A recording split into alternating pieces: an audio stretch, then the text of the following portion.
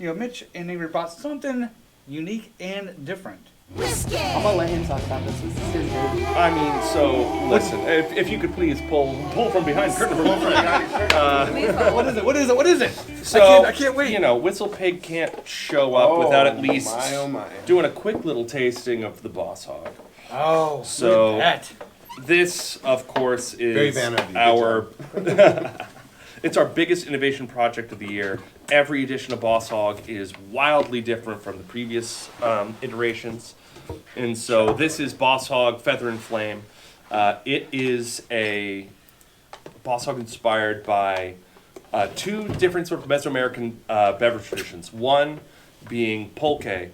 Pulque is a wild fermented agave sap. It is known for being a little sweet, but also having a really cool funk to it due to both wild airborne yeast and natural bacteria within the maguey agave itself. You said pulque? Pulque is what it's called. I know, and you're like, well, hang on, how come I've never heard of pulque? So pulque typically will ferment, some of the fastest fermenting pulque will ferment in like 3 days, but will usually expire in like 2. If you haven't been to Mexico, you probably have never heard of it. Exactly. Nope, I want to have one call out here. There is this wonderful little thing that we have in there called our hog collar. If you do buy a bottle, push up. That way it'll get out. Otherwise, you will get it stuck in. Oh, okay. It's something like WhistlePig has been working on boxes for a long time, and we've now finally perfected it so it doesn't fall out when you do the tabernacle. Yeah, that's good. Yeah. Yes.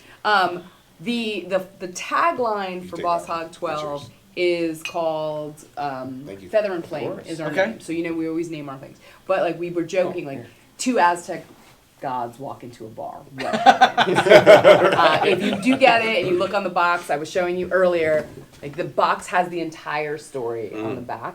But WhistlePig, of course, loves to make things fun and exciting. So we also have this codex that you're going to see on the front of the box. Yeah, so the front of the box, there's actually 12 different panels of that codex. So depending on which box you get, which version of Boss Hog you get, since they're all technically single barrel expressions, right?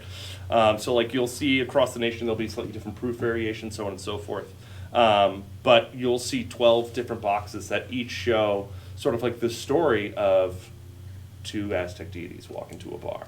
That's awesome. Specific finish. Yes, it is. Talk about what Boss Hog is to the WhistlePig family. So, Boss Hog I like it so much. You tasted it already? Yeah, I did. You dove in? Sorry, I dove in. I can't blame you. I'm not mad.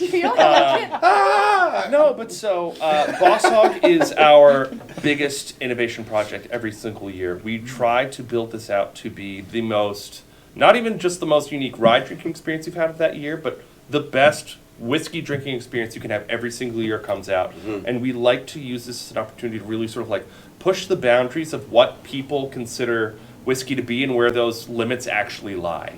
And so historically we will look at different cuisines, specialty finishing casks, specialty spirits or wines or what have you to showcase, hey, whiskey can do a lot more than like a lot of folks are giving it credit for. And like we want to push every single button to showcase like we can do really cool things with whiskey and like there's more ground to be covered. Yeah. Right.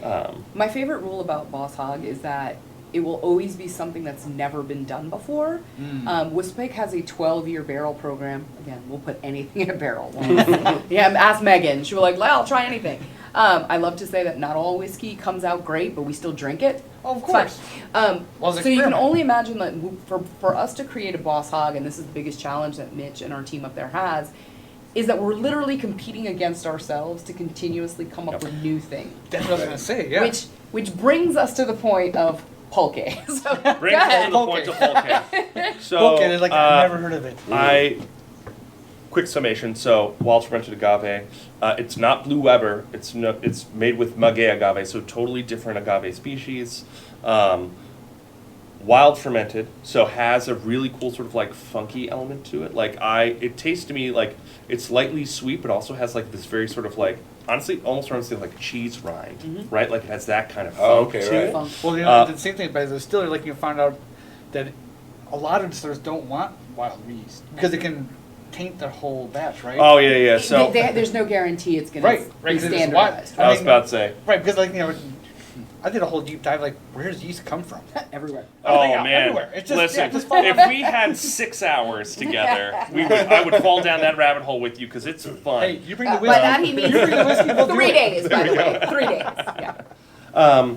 No, but so we saw an opportunity to, like, one, showcase pulque, but then two, bring in another Mesoamerican beverage tradition that we really like to highlight, which is Xocotal, or like ancient Aztec hot chocolate, right? So like that high concentration cacao with wonderfully spicy chili peppers, right?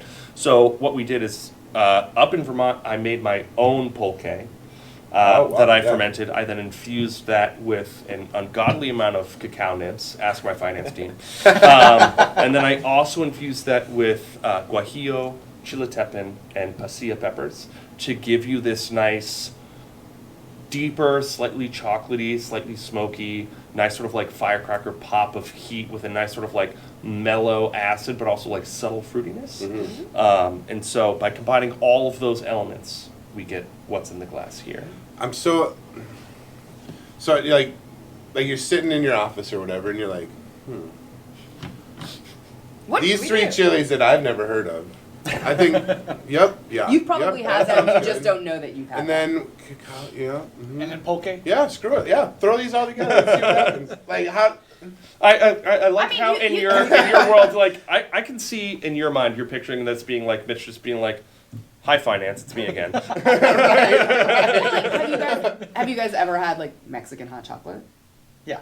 Well, that's Yeah, the basis. The yeah, it's a idea. better way to kind of like, Yes. let's bring this all back to something that people have had before. Yeah. So it's like a spicy hot chocolate. It's just that it's whiskey. And But- 105.4 proof. And like a lot of Right. people have done like Casual. that whole Casual. Yeah, the whole spiciness to the whiskey, but like you said, that's done very well. But you said it's just subtle, where like you just get the flavors in it, and it's not like overpowering. It's Well, that's a trick, right? Because like Yeah. every Yeah. single Boss Hog needs to highlight the rye whiskey that is Correct. the center, right? Like I never want this to turn into like a flavored whiskey, right?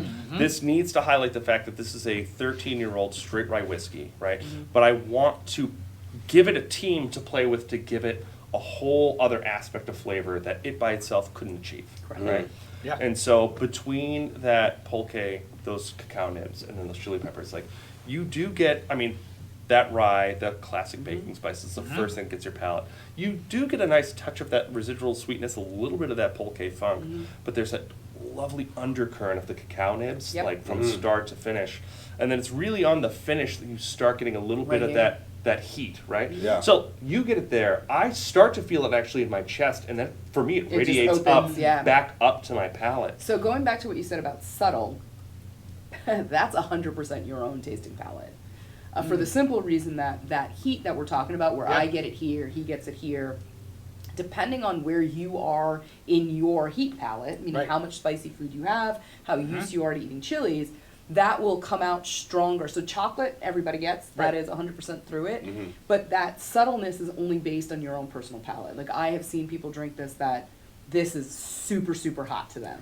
Oh, Yeah, really? but if that's not your palate, again, it's hard for you to understand Yeah. how somebody else would get this. So this is so wonderful when you're in a larger group because you can see the faces of people change as they drink it, right. and you can tell who's like, oh, you don't eat hot food. We get it. well, and like you said, it's like for me, it's on the sides of my tongue. Yeah. I can feel the heat, like not the alcohol. Like you Yeah. said, it's the spicy heat. The right See, here. I got it on the back of my tongue. Yeah. Well, yeah, see, I got it on the sides, but I can still feel just the lingering heat. Like you said, Yeah. it's just, like I said, it's interesting. Now take I've a second. never Sip. had. It builds. That's one of the best part about this whiskey is that as you sip through it, that It you know builds. it's supposed to be there, but it actually builds. It's as if it wants to tell you that it's there. Oh, then I need more in my glass.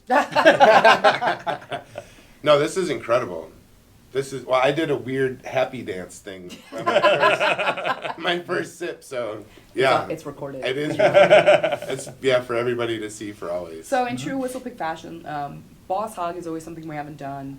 We have very specific rules about it. Like has to have cask strength, has to be like the most stupendous thing that we do, but that's obviously left up to interpretation. But some of the tidbits of Boss Hog are our tops.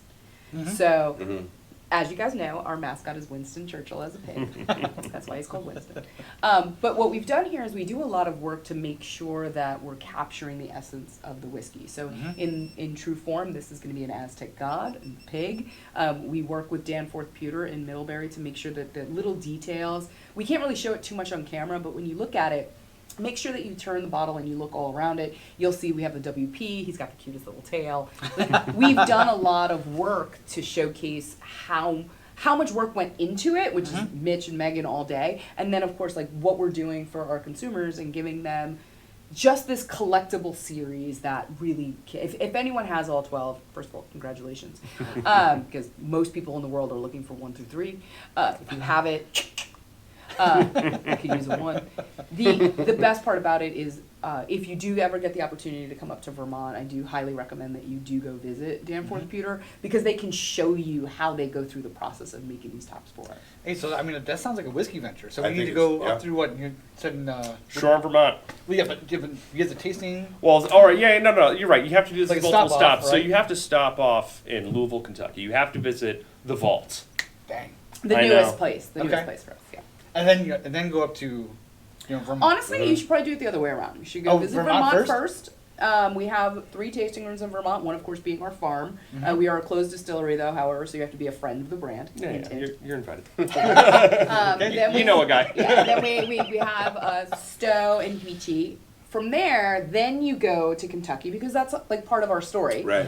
Snout and Tail is 88 proof because it's 880 miles away from like WhistlePig. Yep. By the way, the pig walks, which is why it took us so long to get there. But that way you kind of follow the story of WhistlePig. So it's going from our rye origins of Vermont, we're moving into the single malt world, and then we're coming into it. We have to go in the fall though, so we can see the leaves change. Oh, of course. Of course. No, That's why again. Here in Florida. Right. That's the thing. So I'm from Buffalo, North Dakota. North Dakota. Okay.